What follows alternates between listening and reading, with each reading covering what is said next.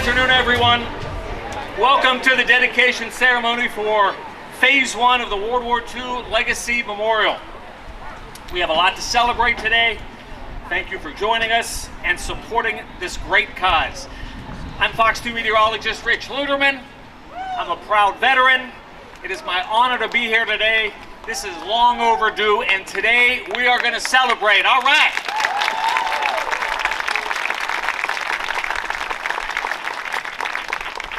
I know 45 minutes ago we had a downpour, but how about the blue skies right now, right?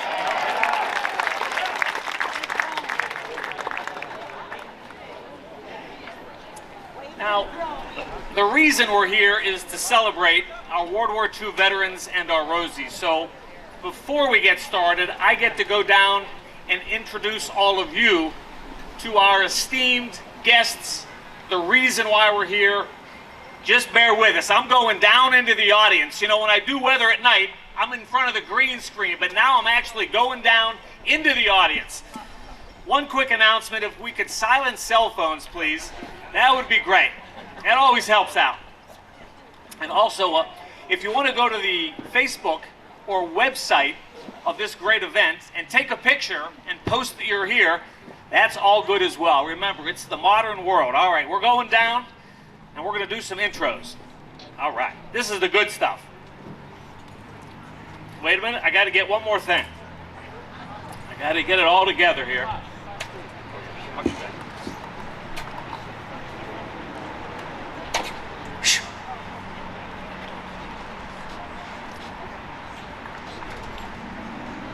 Now, when I announce your name, if you can, please rise. If not, just raise your hand. Is that fair? That's fair. How about Delphine Clappett? Delphine, Rosie the Riveter, Glenn Martin Aircraft Company, Baltimore, Maryland. How about Virginia Bassler? Rosie Virginia Bassler, all right, right there. Served in the U.S. Coast Guard during World War II. Outstanding. How about Virginia Rush? Rosie Virginia Rush, right there. Republic Air in Detroit. How about Al Landino? Is Al here? Al is right there, right there. Army veteran, World War II. Thank you, Al. How about Art Fishman? Where's Art Fishman? We all know Art Fishman. Art Fishman, U.S. Navy, Pacific Ocean. How about B.L. Little? B.L. Little, World War II vet right here. Thank you, sir. European, African, Middle Eastern Theater right there. How about Clifford Alvara? Clifford. There's Clifford right there. Invasion of Normandy, transporting soldiers to the beaches.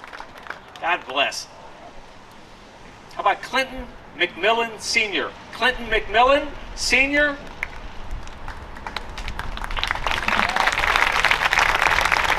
Do we have Clinton here?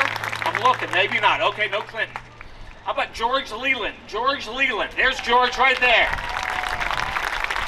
460th Bomb Group, Italy, B-24 bomber. He flew 28 missions, World War II. Unbelievable. How about George Rossbach? George Rossbach, right there. There's George. Veteran of the European Theater. How about Ken Bondi? Ken Bondi, right there. Ken Bondi. That's a great yellow shirt. That's a great yellow shirt. Army Air Force European Theater. How about Ty Perkins? Ty Perkins. Where's Ty Perkins? There's Ty Perkins. U.S. Navy, the Pacific Theater. How about William McKettrick? William McKettrick. William McKettrick. Well, definitely a round of applause. No William today, not today. How about William Rosenai? There he is right there. I know you, sir. He was on Fox 2. That guy was on Fox 2. He's going to be doing weather this weekend. Just stay tuned. Bill was a World War II vet in Europe.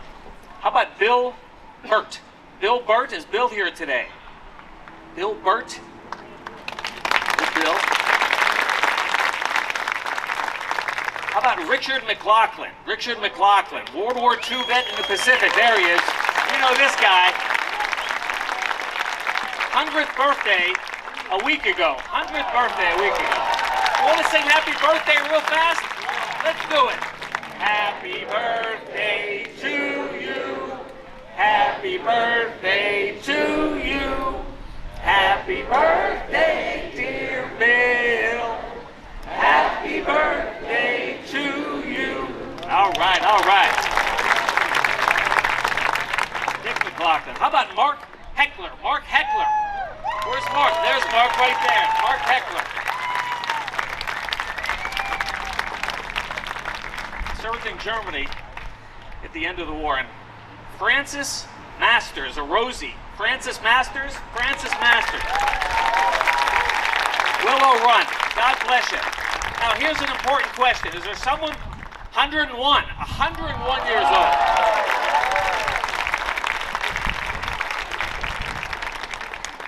Now, here's an important question. Is there somebody we left out? Is there someone here that we should acknowledge from World War II or Rosie? Is there someone we should acknowledge? Wait a minute. Wait a minute. Wait a minute. Wait a minute. We got to do this right. We're going back down. Wait a minute. We're going back down.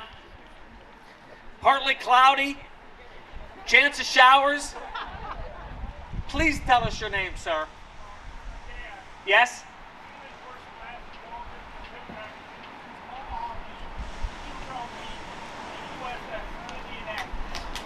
Wow. On the beaches of Normandy. Thank you, brother. Thank you for your father's service. Thank you. All right, now we're getting started here. I'm worn out.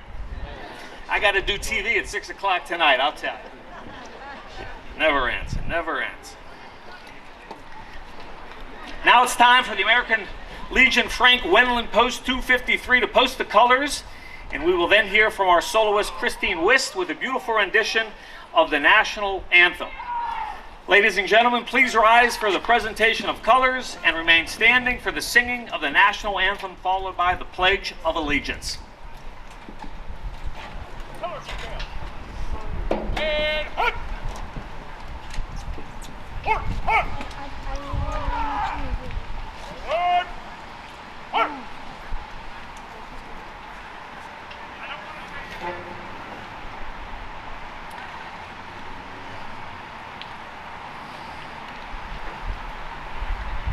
Keep! Halt! Left! Face! Prepare! Close color!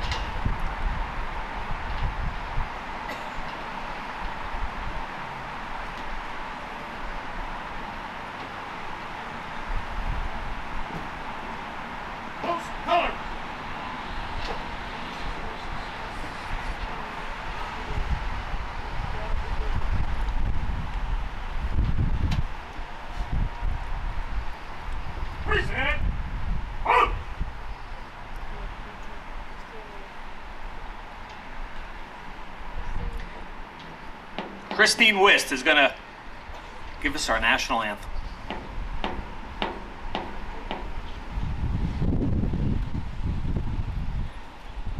Oh, say, can you see by the dawn's early light what so proudly we hail at the twilight's last gleaming, whose broad stripes and bright stars through the perilous fight o'er the ramparts we watched were so gallantly streaming, and the rockets' red glare, the bombs bursting in air, gave proof through the night that our flag was still there. Oh,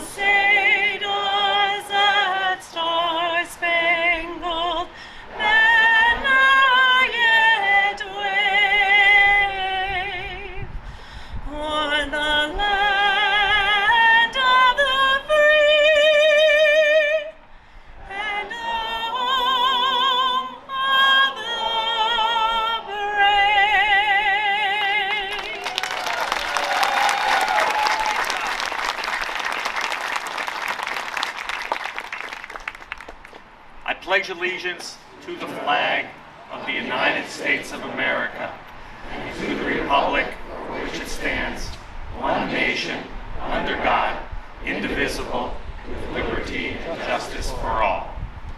It is my privilege to bring to the podium the Most Reverend Walter Hurley, Bishop Emeritus of Grand Rapids, for the invocation. Detail. Two. Detail. Left, face.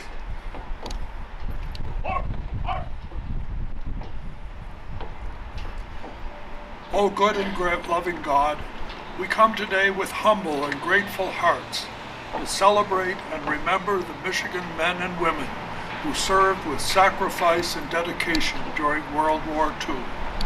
We come to dedicate this Michigan World War II Legacy Memorial to the memory of those who served in the military and of those who served on the home front to protect our freedoms. Today we pray that this place may be a place of inspiration for future generations, reminding all of the patriotism, the self-sacrifice, and the devotion to freedom that are at the root of peace in a deeply troubled world. Today we come again and remember and commend to your love and mercy, O loving God, the 620,000 Michigan residents who served in the armed forces, over 15,000 of whom never came home and lie in the military cemeteries in Europe, or whose names are listed on the tablets of the missing. We celebrate and remember those who fought valiantly to protect our rights and establish peace. And we commend to your love and mercy those who labored at home and front in manufacturing and related industries to support the men and women of war. Bless those here today and those who will come to visit this sacred space. Help them to be inspired by those who have gone before them, whose memory we honor in this place of rest and peace. We are grateful, O God, to those who have brought us to this day and place with their labor, this day and place with their labors and financial support. May we continue to build on what they have begun, to help others always to remember and to be inspired by the sacrifices of others. Send us your peace, O God, in our day, and above all, help us to remember to love one another as you have loved us. And in your name we pray. Amen. Please take your seats.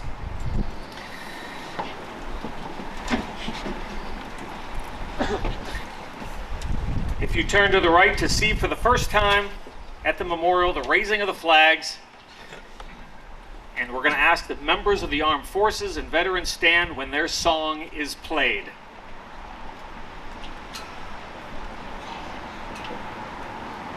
We're going to start off with the Coast Guard. Any Coasties here?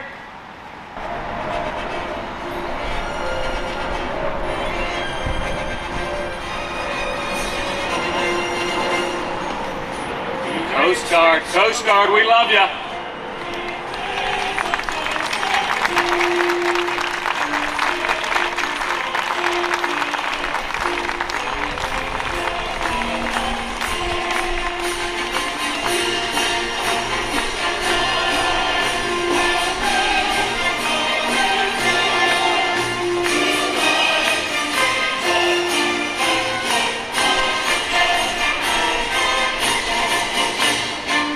United States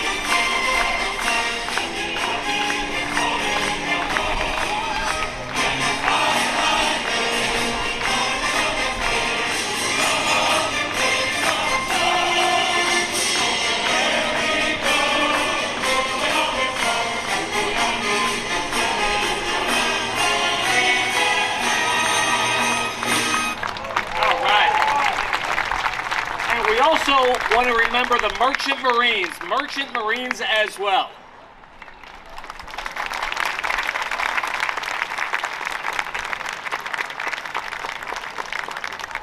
One more time, I'm going to ask you to stand. We want to ask that all of our veterans here today stand one last time to be recognized. Thank you all. Thank you all. Men and women, ladies and gentlemen, thank you.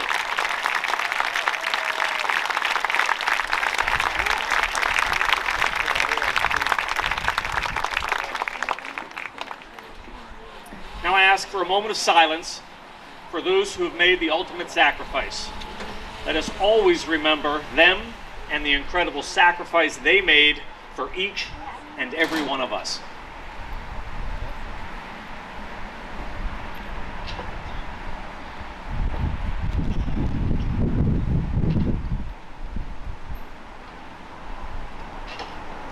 Thank you. Now we're going to ask that all of our elected officials, past and present, who are with us today, please stand to be recognized. Elected officials, past and present, come on.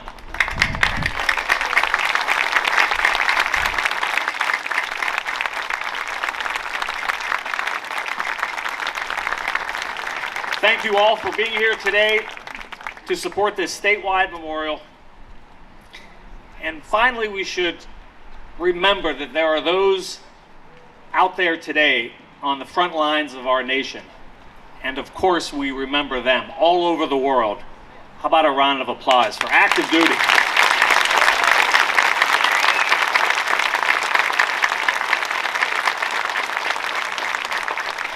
It is now my pleasure to introduce to you our first speaker, John Mayton, president of the Michigan World War II Legacy Memorial. John, come on.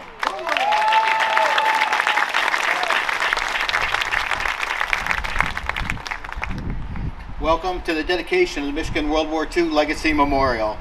It's been a long road, but today we celebrate this first phase. I'd like to thank all of you for coming here today, but especially those members of our greatest generation. Thank you. I have learned so much from them, not just factual knowledge, but about perseverance, humility, and sacrifice. I thought if I could summarize this memorial in one word, what would it be? And the word that kept coming back to me was connection. How does this memorial help us do that? The statue of the soldier reading a letter from home in the memorial exemplifies this in many ways. Those letters were the instrument that allowed the soldiers and the family to stay connected as best they could. Go read the plaque on the statue. It contains a quote for a soldier that says, in part, "I can't even start to explain how much a letter means over here. Just keep the letters coming and I'll do the rest." The letter was from Corporal Bud Irish of Hemlock, Michigan, and his letters were compiled into a book by his daughter, Therese, who is here today, who came from Idaho to be here for this dedication.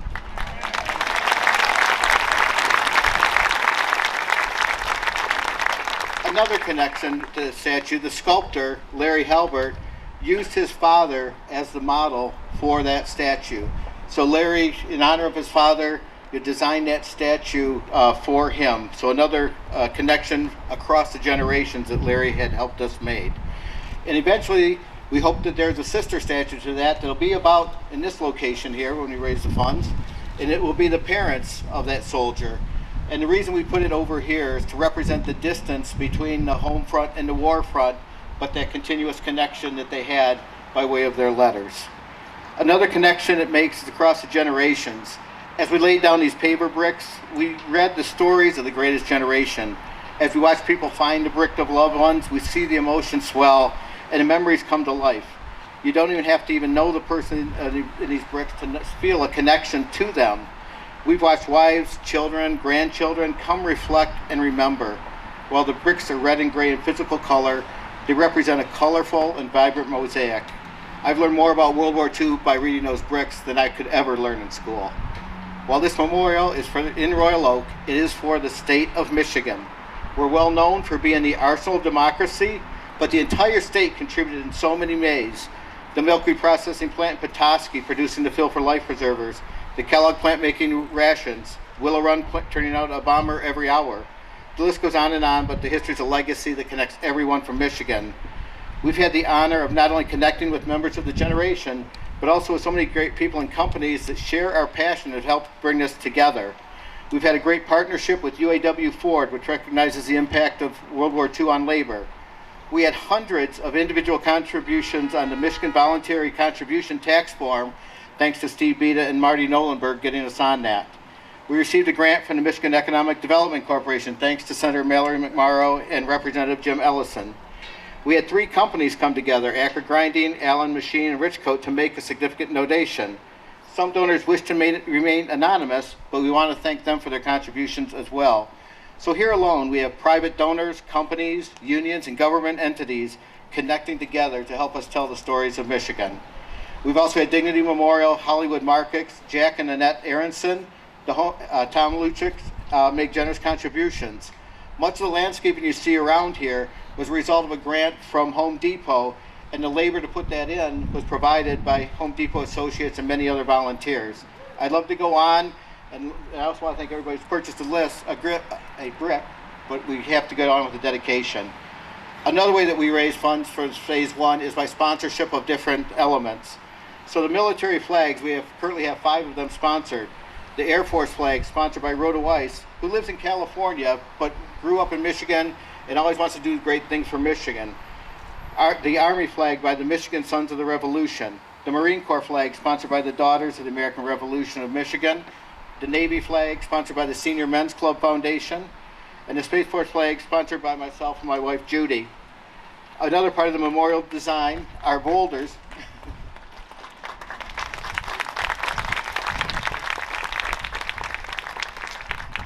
Another part of the memorial design are the boulders you see at either end there, which contain significant quotes from World War II on what we call the War on Words. In this first phase, there are 2, and there will be many more in future phases around the park. These boulders were donated by the WROK shop, and in phase 1 of these boulders is sponsored by the family of Jess Soltis. The second boulder is sponsored by Tom Luckix and the family of Fred Hollis. So I want to end my remarks now because we obviously want to get on with the ceremony, but thank you all for coming today.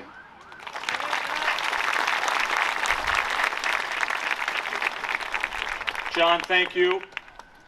Next is our Oakland County Executive, Dave Coulter. Dave. Well, good afternoon, everyone. Good afternoon, everyone. Yes, thank you. I want to welcome you to Oakland County and the great city of Royal Oak. But as John said, this isn't an Oakland County memorial. This isn't a Southeast Michigan memorial. This is a memorial for all of the state of Michigan, which is, after all, the arsenal of democracy. And we need to remember that, because what does that mean? That means that when times get tough and the challenges are great, people from Michigan rise up and do what it takes to get the job done. That's what it means to be the arsenal of democracy, and that's who we are. And the sacrifices that were made by our veterans to win the great war were immeasurable. And we can't thank them enough. But we're not here to thank them so much as we're here to remember them, because we are at a unique moment in history. This memorial really can't come soon enough. When we were here about a year and a half ago, there were about 5,900 World War II veterans in the state of Michigan still with us. We know a year and a half later that number is less, and every day we lose another of our World War II veterans. Soon they will no longer be with us, but they will always be with us in spirit and in our heart, and we will always have a place here on 13 Mile and Woodward to come, so that if we ever worry about forgetting who they were or what they did or what it meant, we can come and reflect in this wonderful place what it was that they were about. And I want to say this as well. Well, let me say, John, I want to thank you and the entire team. This has been a 10-year labor of love. Give it up for John and all of the people who have helped us get to this day.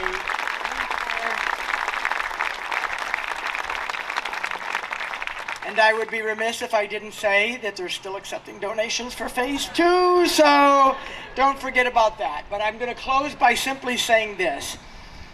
We honor those today and we remember those today who fought in war, but we recommit and rededicate ourselves to what they fought for, which is peace. That is what we're here today for, to recommit ourselves to the peace that they gave their lives and their sacrifices for. I personally can't believe that in my lifetime there is another invasion of Europe that we are involved in, at least financially at this point. It is unacceptable, but as long as Michigan is the arsenal of democracy and America is the beacon of freedom, we will fight for peace across the globe as long as we live. So thank you very much for being here today. Thank you so much. Thank you, Dave Coulter. Next to the podium, please welcome Jocelyn Benson, 43rd Secretary of State of Michigan. Thank you, Rich. Thank you for letting me steal your seat also. So, thank you. So I'm really proud to be here today because I've seen this memorial grow. I've overheard conversations about the work that went into today and will go into the future because my husband, Sergeant Ryan Friedrich, serves on the board. So thank you, Ryan, for your work and all the work that goes on behind the scenes from the board and the supporters to bring today into reality. So I stand before you today, certainly on behalf of the state of Michigan, thanking everyone for bringing this to fruition, but I'm also here as an Army spouse and as a mom, and as someone who has visceral memories of what it was like the day Ryan left to serve and left Michigan and become an active duty member of the infantry. And that day, one of the most visceral memories to me was not just seeing the moms and the wives and the spouses and the kids say goodbye to their dads and their parents and their spouses and partners as they left for unknown circumstances, never knowing in many cases if they'd see them again, which was very real. But I saw that sacrifice firsthand, and then I drove home that morning back to my home, and I remember driving along and thinking about all the people who were driving on that road alongside me who hadn't witnessed the goodbyes that I just witnessed and the unknowns that so many loved ones were heading into on behalf of serving the state of Michigan and our country. And I thought, all these folks aren't thinking about these sacrifices, these very real sacrifices that our families are making in this moment, on this morning, on behalf of everyone here in our democracy. And what can remind them of that sacrifice on those busy mornings where we're rushing about, well, memorials like this. And I'm so proud that now so many families will be driving down the road and driving down Woodward and see this memorial as they go as a reminder of that sacrifice, the sacrifice borne by families generations before us, and right now as so many are serving here in home and overseas and into the future as well. So that's what this memorial represents to me as a military spouse and as the Michigan Secretary of State, a reminder to all of us of the ongoing and never-ending sacrifice that so many of you here today as service members of veterans and your families have made, and that so many who aren't here have made and make every day. That's what this memorial will stand as a reminder of. And finally, as a mom who drives my kid to school alongside this very road, now we get to tell him, our son, the story of what these flags represent, what this memorial represents, what this sacrifice is represented there that we all must make on behalf of the democracy and the country and the freedoms we hold dear. So thank you to all of you who have served. Thank you to all of whom who have sacrificed, even just to bring today to a reality. And I echo the ask as well to say those of you who join with us in recognizing the importance of this memorial on this crucial stretch of drive in our state, to help us invest and grow it even more so that we can collectively ensure that the stories and sacrifices that have brought us here today and made Michigan the arsenal of democracy will continue to be told in very real ways to everyone who drives along Woodward and throughout the state of Michigan. So thank you, and on behalf of the state of Michigan, I'm proud to say we'll continue supporting this memorial, and grateful to Senator McMorrow and Representative Representative Ellison and all who worked to ensure funding came through for this great representation of all who served. Thank you. Jocelyn, thank you. Thank you. Now please welcome to the podium United States Congresswoman representing Michigan's 6th Congressional District, Debbie Dingell. Debbie.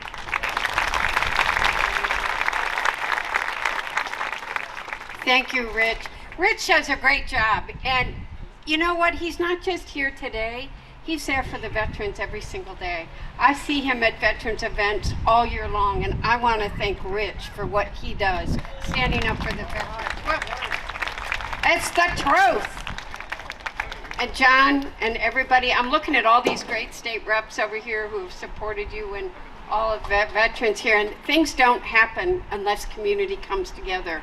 And I really want to thank you, the whole board, everybody out there, and the state legislators who are incredible in knowing that we needed to do this. So thank you. Thank you for that. And I'm glad to be here with my other fellow electeds. I had lunch with Dave last Friday and said, you know, they asked me to speak, but I feel sort of funny because it's Oakland County. And I do represent a part of Oakland County now. But I didn't, and everybody said to me, this isn't Oakland County, it's Michigan. It's the World War II Memorial for Michigan. And I said, as most of you, many of you know, I was married to a World War II veteran. There was an age difference. But I'm no longer, I'm not old, but I'm a little seasoned too. And I'm gonna start to cry because being here today is touching me more than you'll ever know. If you ever to ask him what title mattered to him the most, he didn't care that he was a congressman. He didn't care that he was a husband. He was a great husband. The title he was the proudest of was veteran.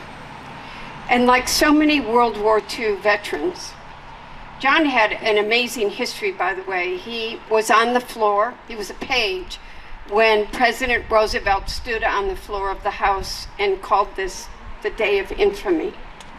And by the way, John Boehner, Republic, this is not a partisan day. This is a day we all remember that we are Americans. And we need to remember we're Americans a lot more. I want to say that. That flag is something we're all proud of and stands for. And we need to remind every generation of what that flag stands for. And the World War II vets can remind us better than anybody. It's true. It's true. But we only have a recording of what Franklin Delano Roosevelt, John Boehner told me this because John Dingell did what he wasn't supposed to do. He taped it. And they told him to turn off the tape, and we have that tape because of John Dingell. Then when he turned 18, he enlisted. You know, he never, like most of the World War II veterans who are still with us and have been, many of our families have benefited, they didn't talk a lot about the war. They knew what they were fighting for. They have their memories, and they didn't talk about it. But I was lucky enough to go to Normandy for the 50th anniversary of D-Day. And I walked that beach with a veteran from Michigan who was part of a National Guard troop. And he said, Mrs. Dingell, would you walk this beach with me? I'm like, what? I'm not gonna walk this beach? Of course I am with him. And he was part of the troop that was in the first wave, that was set in to make that beach safe for other military to land. Unless you've been there, you don't understand. The Germans were right there at a cliff, and they had put mines and put all kinds of wire in there to make it not safe. Michiganders were in that first wave and kept it safe for the rest that were coming in, and some gave their life. And you can't not talk about the Rosies. The Rosies are my girls. I love them. They opened the door wider for all of us. They were the backbone of the arsenal of democracy at Willow Run, but around the country, and I'm so proud of them. You know, we know we're not supposed to talk about women's age, but I've been to the birthday party of all of them, and all of them are 100 or older. I won't tell you how old they are. They're incredible, and they've got more energy and more spirit. We've had 2 honor flags. We celebrate the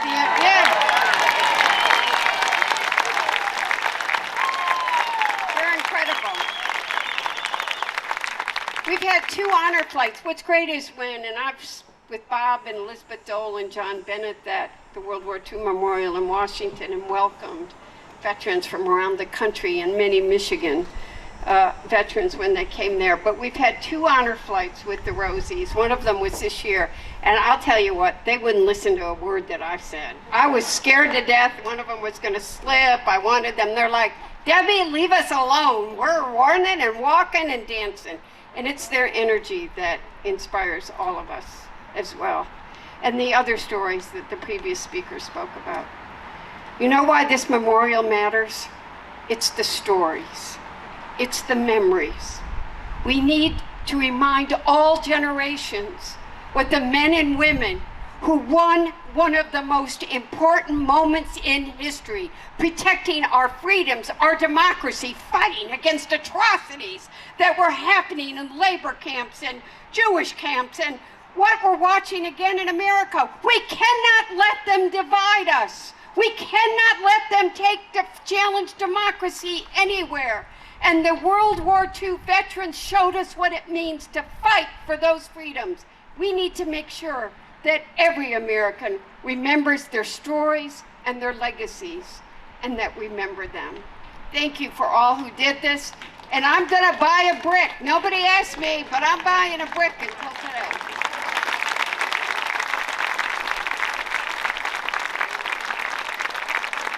Debbie, thank you. Thank you for those words. We welcome to the podium Adam Hollier, Director, Michigan Veterans Affairs Agency, to the podium. Clearly, I drew the short straw coming after that. But from a practical standpoint, it's my job all day, every day to think about veterans. And when we think about this memorial, I like to think about it in 3 ways, right? We are recognizing the people and remembering their stories and talking about them. Then we are talking about what they did this for. Why did they leave? When you talk to somebody who enlists and raised their right hand and said, hey, send me over them, they do it for all kinds of reasons. And we should be thinking about those. We should be telling those stories. And then the last piece is, what is our responsibility to those individuals who have served? And so today, I hope you'll go on a little bit of a journey with me. My father's elementary school teacher was a World War II vet. He was a Tuskegee Airman, and his name was Lieutenant Colonel Alexander Jefferson. And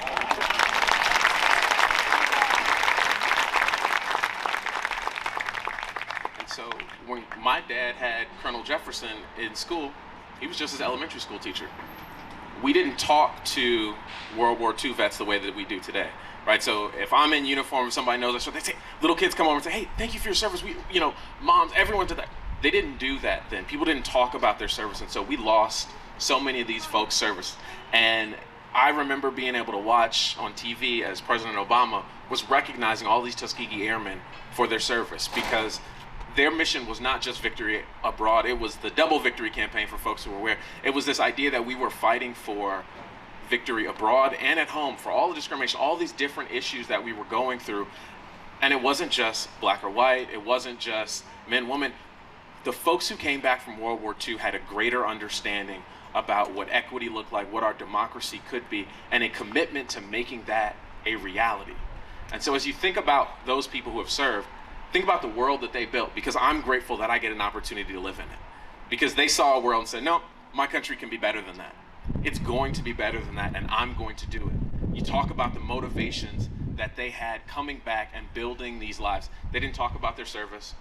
They just came back and worked. They quietly went back to communities and built houses, built a middle class. They did all of these things that we talk about. They made things happen around healthcare, around housing, around everything that we take for granted, the things that are our staples in our community. You can look back and say, oh, you know what? A World War II vet probably did that. And you would be right. And so you say to yourself, what is our obligation to their memory? The first is that we remember, and that's why we're here, to recognize this, to honor that legacy, but to tell their stories. And to remember that for all those that we still have, we have an obligation to do. My very first thing I did when I got this job was I went down to the Dingle VA, and, right, the Dingle VA, and we recognized a 104-year-old World War II vet. And he got out of the Army, or out of the Navy, I should say, when he was 22. He applied for veterans benefits when he was 98. So imagine, for example, that you did your taxes and you got your tax return 76 years later. How upset would you be? He wasn't. He was grateful for the time he served. He didn't ask for anything, but I had to remind him that we made him a promise that we would take care of him. And we have not done a good job as a state, as a nation, of taking care and honoring that promise. And so, as a nation, folks like the Congresswoman passed the PACT Act 2 years ago, and the reason it's so important that let's clap it up for PACT Act.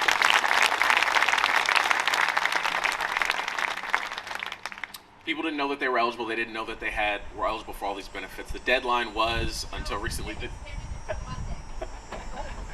that's what I was gonna say.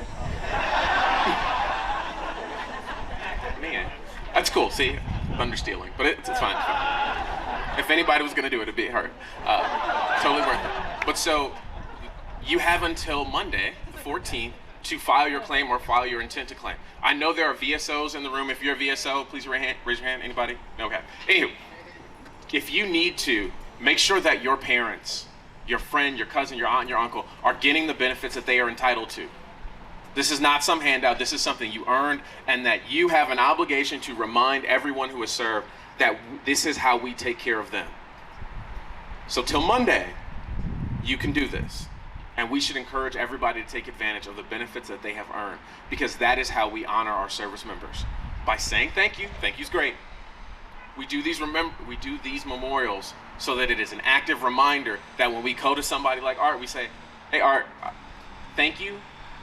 We owe you this part, but we are also going to do our part. And so that's how we do our part. The last piece is telling your stories. We lost too many people before they had a chance to tell their story. While you still have these folks in front of you, make sure that they tell a story. NVA has launched our I Am a Veteran, I Serve campaign to capture those stories. And so if we missed somebody who served, you can still tell their stories. But the way that we honor a legacy is by telling these stories and making them real. Because there are too many people who did amazing things who never told you, right? Like we know Band of Brothers and the 101st because they had a great book and a great movie. But there are lots of people who had great stories that we aren't telling, and you need to tell them so that as a state, we can honor them and keep that, because that is our responsibility to the people who have served, is to say, we remember you and we continue to tell your story. So you have two tasks: find your veterans and tell their story, bring them to us, we'll keep them. And secondly, to make sure that everyone you know who has served is signed up for their PACT Act stuff, because they are entitled to benefits that we should be taking care of. Thank you. Adam, thank you. I'm going to bring back up John Mayton, president of the World War II Legacy Memorial. John, come on back.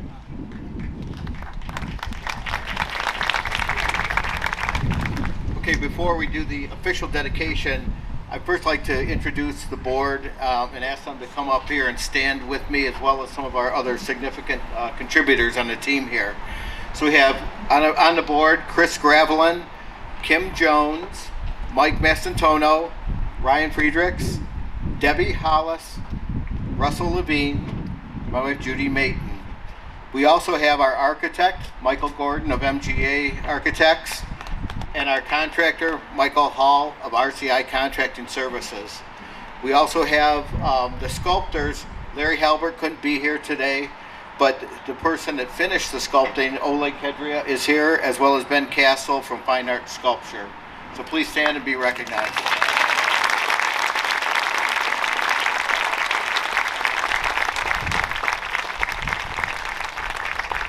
Okay, I'd like ask the board to stay standing, board and Michael, to remain standing as we do the dedication of this first phase. Art, would you please join me? So Art, on behalf of the board of the Michigan World War II Memorial and all of our supporters, we dedicate this phase 1 of the Michigan World War II Memorial to the veterans of World War II. Thank you.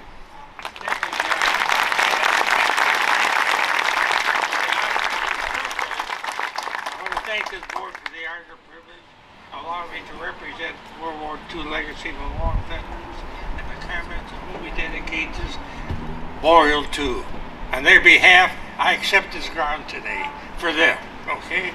Around 10 years ago, I stood on this land with Debbie House and Rich Ludeman. They told me what their plans were to be to build this legacy for World War II in this area. I had to visualize and think about what they told me. All right. Being a World War II Navy veteran serving in the Pacific, I was encouraged by them to participate. I've been in Washington, D.C. on the honor flight, see National World War II Memorial. Now this had to be my next goal. But would I live long enough to see that? Yes. I've seen it happen, and as you walk on these bricks, you're walking with the greatest generation. Thank you.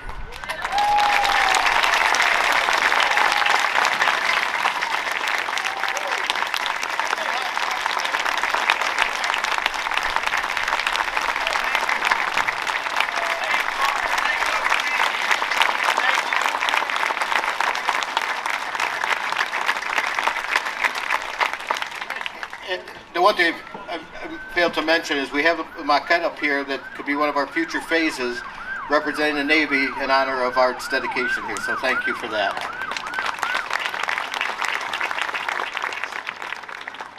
Okay, and now we asked our Debbie Hollis, who has been on the board for how many years? Many years,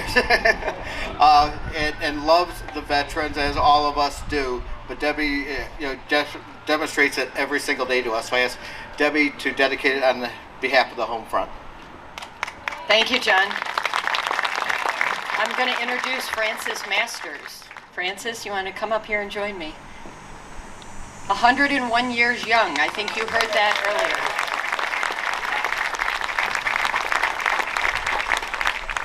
Okay. So, Frances, on behalf of the board of the Michigan World War II Legacy Memorial and on behalf of a grateful nation, we are happy to dedicate this memorial to the home front workers of World War II. Thanks, everybody. Not only for myself, for all the Rosies that are here and throughout the United States, including Marilyn Monroe. She was a Rosie. She was a Rosie. They didn't see me vote for her. So they skipped me and picked her. So, well, anyway. Right after high school, I heard they were building a plant in Willow Run. So I jumped at the chance. I said, I want to help the American people. We want to win this war. I had two brothers in the service.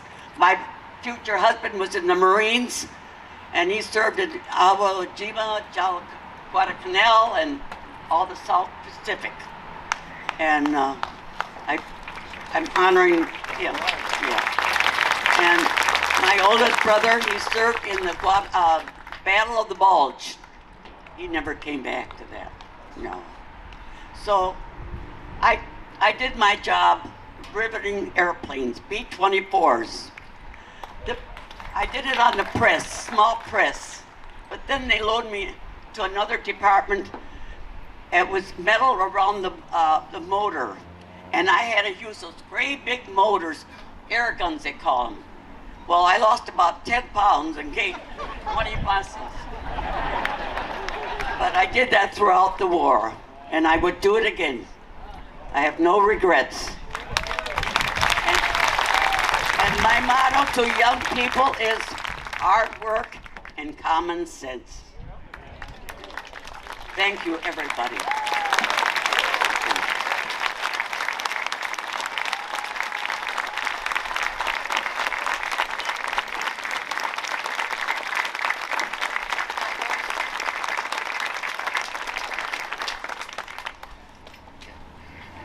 And likewise, we have the Rosie the Riveter statue up here in the maquette, which again could be additional statue for one of the future phases next to the one of the hidden areas over there by the Joe statue. So this is a representative of what that statue would look like. So again, thank you.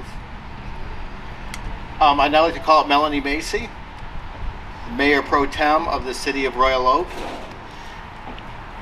I'm honored as a Royal Oak resident to be here in Memorial Park, and often people look and say, where's the memorial in Memorial Park?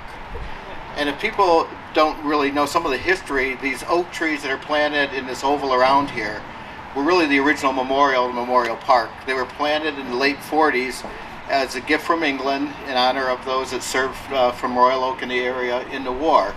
But there's never really been a memorial in Memorial Park other than that. Today, we're fixing that. So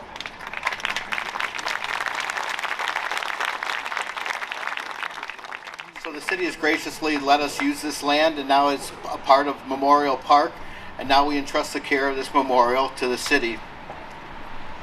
Thank you, John.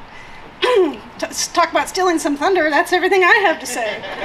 So thank you to John and to Debbie, to the entire board. Thank you to Mr. Fishman and Ms. Masters. It's really an immense honor for the city of Royal Oak to be chosen as the site for the Michigan World War II Legacy Memorial. Back in 1949, this park was dedicated as a memorial to those who made the ultimate sacrifice in World War II. The circle of slender young oaks, 20 of them, nurtured from acorns from England's Royal Oak, were planted here as a permanent tribute to the 118 Royal Oak neighbors we lost in the war. Today, 15 of those original trees still stand tall around you in what's been designated as Memorial Grove. Today, we move beyond that modest memorial initiated almost 75 years ago, honoring Royal Oakers, to this beautiful spot that will honor all of Michigan, honoring all the sacrifices that are made, making sure that they are remembered, and providing an opportunity to educate future generations, as has been mentioned by so many of our speakers.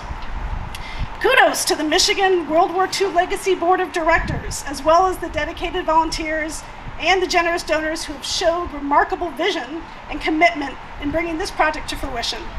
Your accomplishment makes us all exceedingly proud. And I would also like to acknowledge again Royal Oakers State Rep Jim Ellison and Senator Mallory McMorrow for their dedicated work in securing $50,000 that allowed us to move forward for this new phase of the memorial. So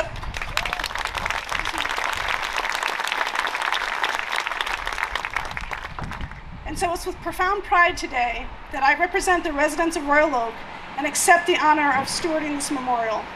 We look forward to welcoming you, your families, and all of Michiganders here to honor our sacrifices made in the past. We do not take this responsibility lightly. We pledge to maintain it with unwavering respect for you and for the future. Thank you. Thank you, Melanie. Thank you. All right, how about Jim Rose? Come on, Jim. Jim Rose, our soloist. Now we're going to sing God Bless America and America the Beautiful? No. We're doing God Bless America. That's right. Now, Ty Perkins, is he coming up as well? Ty is going to come up. I'll take it. I give it to you. Thank you, sir. Thank you, sir. Good afternoon, ladies and gentlemen. I'm going to sing God Bless America for you first through, and then my friend, World War II veteran, 96-year-old Ty Perkins will join me, and we'll sing it all together, standing as a group, the second time through. As the storm clouds gather far across the sea, let us all be faithful to a land that's free. Let us all be grateful for a land that's so fair as we raise our voices in this solemn prayer. God bless America, land that I love. Stand beside her and guide her through the night with the light from above. From the mountains to the prairies, to the oceans white with foam.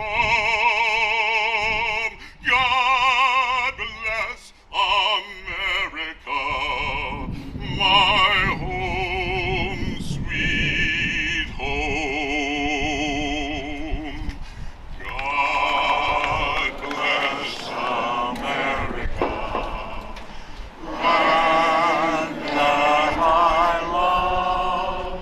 Stand beside her and guide her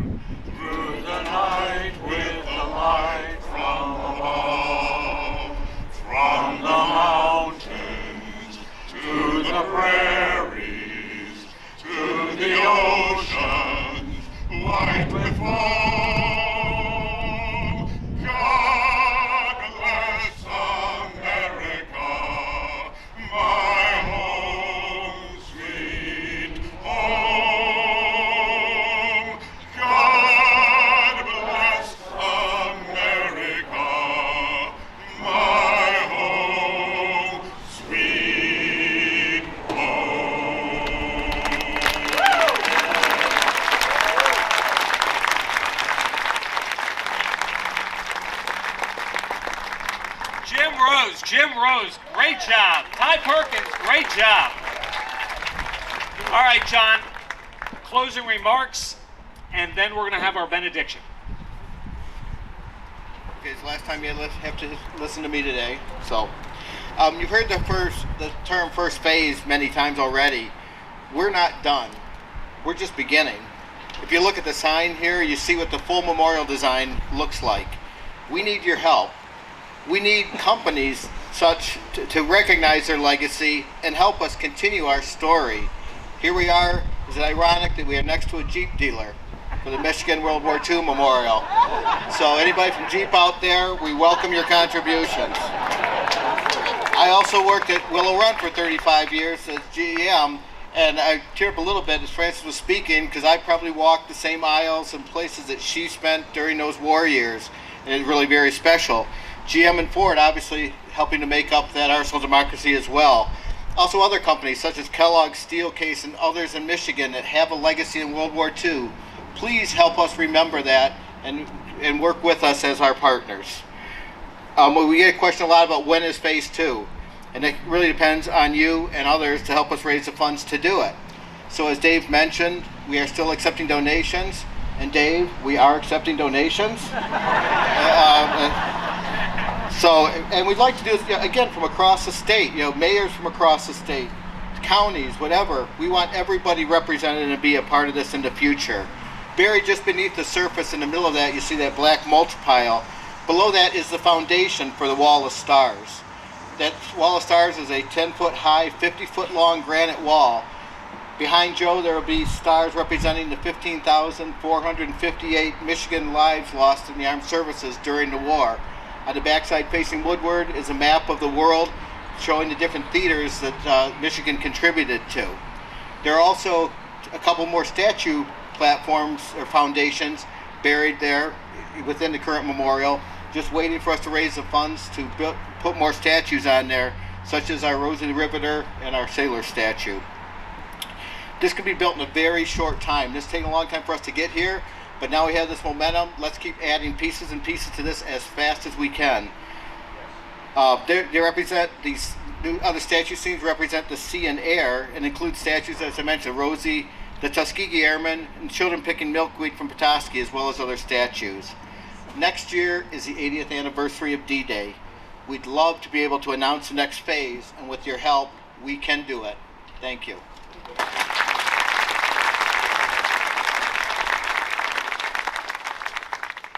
So I found out a very awesome coincidence. We overlooked a veteran. We did not know he was here. And he just told me he was on the very first honor flight trip that I took back in 2008. Philip Flegel, World War II veteran, over here. Please give him a round of applause.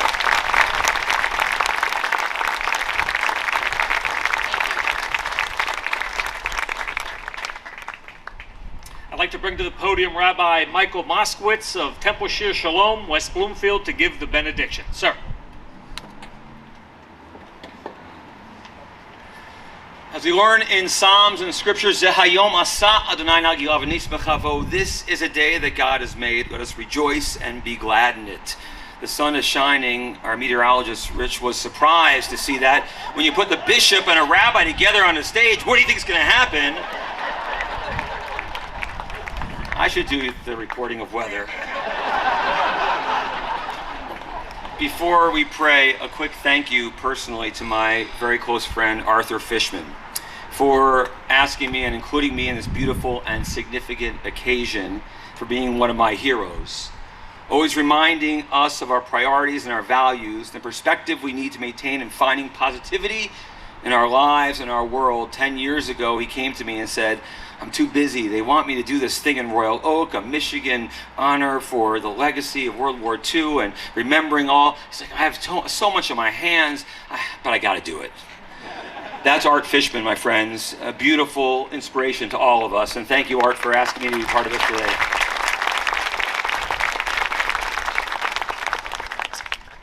Our God and God of all of our ancestors, may you, the eternal source of compassion and peace, bless this sacred moment of remembrance. With hearts full of gratitude, We honor the brave men and women who answered a call of duty from Michigan, from all over the sacred land, sacrificing their lives for the cause of freedom. Their courage and selflessness shall forever be etched in our collective memory. As we gather before this memorial, may its presence forever serve as a testament to the resilience of the human spirit and the triumph of hope over despair. May it be a solemn reminder of the price of peace and that we must strive tirelessly to ensure that such conflicts are never repeated. In the face of darkness and destruction, we find solace in the enduring light of unity and of compassion.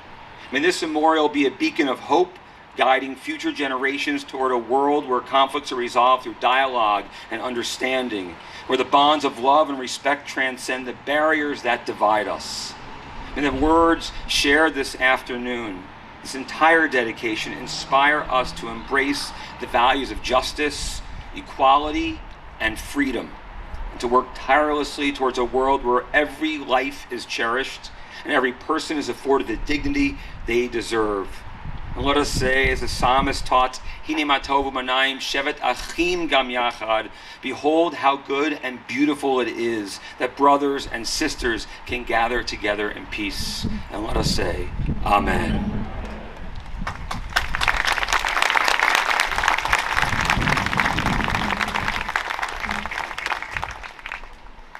Rabbi, thank you. And now we're going to retire the colors. American Legion, Frank Wendland, post 253.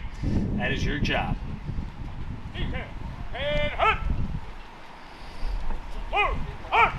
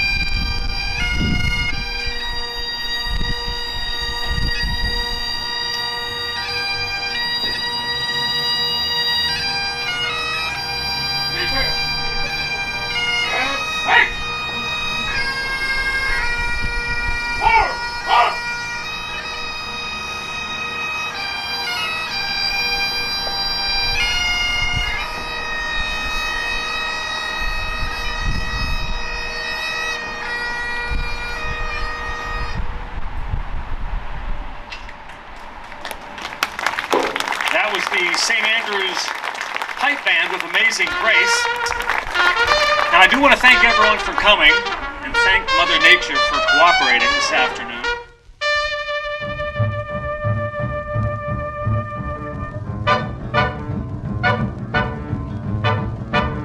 He was a famous trumpet man from out Chicago way.